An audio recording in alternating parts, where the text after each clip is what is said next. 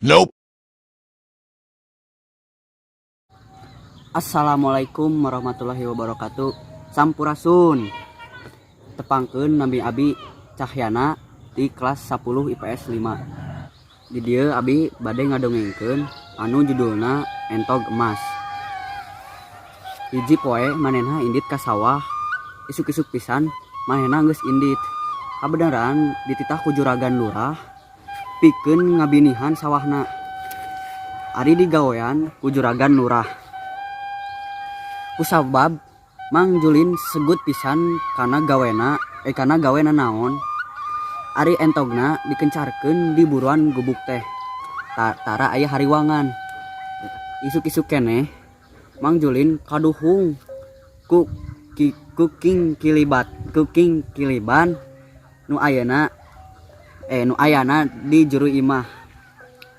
Panasaran manehna tuluy cahya guguripan teh disampeurkeun. Manehna teu nyangka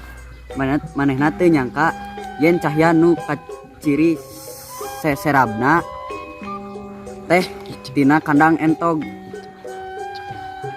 Si horeng teh entogna endogna teh endog emas. Poe kadua kitu deui entogna ngaluarkeun endog emas deui hiji. Ku saban poe sakadang entog teh endog emas hiji. Nya teu puguh Mang Julin teh jadi beunghar. Manehna geus boga sawah sorangan, imah gedong, balong,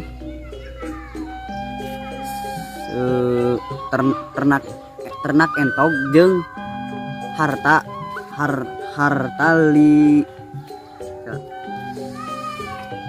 harta liana nu mucekil. Entog teh ngan mawa rejeki keur Mang Julin. Hiji poe Mang Julin ngarasa capek mun kudu unggal poe ngadatangan kandang entog pikeun mawa endog emas parbira hiji teh. Mang Julin sasadiaan bedog keur ngabeulah entog ngarah emasnya kabeh keluar. Jadi manehna teu kudu mawaan unggal poe ka kandang entog. Ari geus dibeulah entog teh teu kaciri emas acan. Malahan entog teh paeh. Mang Julin teu bisa ngabebenah hartana. Manehna jadi miskin deui sebab unggal poe hartana beak dipake kabutuhan sasapoe. Sakitu wae dongeng ti Sim Kuring.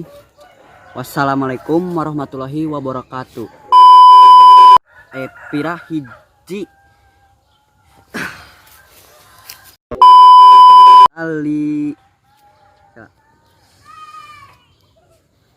eta keun ajar. Oke, ku eta ajar eta